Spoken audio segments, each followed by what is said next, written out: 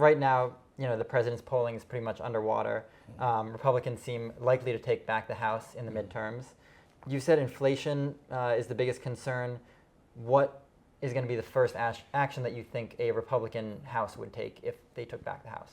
Well, I think the first thing we're going to have to do is we're going to have to deal with probably a debt ceiling increase, which means we're going to have some reforms to spending for the spending apparatus here in Washington, D.C. So job one, I think, is actually going to have to deal with spending. Job two is going to have to deal with immigration and our border situation. What we have right now on the southern border, while we're also dealing with a terrible inflation crisis we haven't seen for really 40 years in the United States, is the Biden administration's policy is going to allow for 2 million people to come into the country illegally. It's an abuse of the asylum process. Asylum was supposed to be for people who are being directly persecuted in their home country.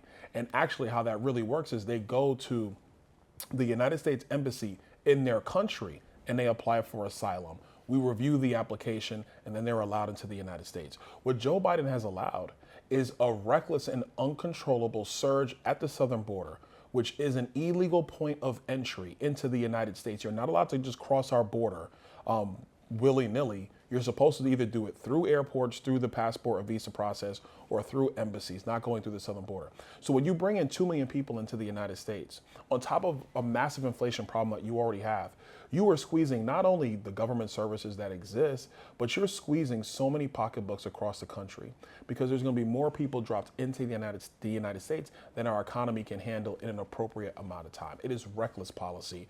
We have a responsibility to get the asylum procedures that Joe Biden has just, frankly, in my view, just ignored or has whittled to a reed's inch.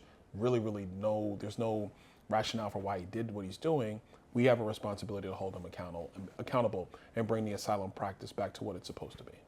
So your fellow Floridian, Rick Scott, has proposed sort of an outline of a plan that would address some of these things, the economy, the border.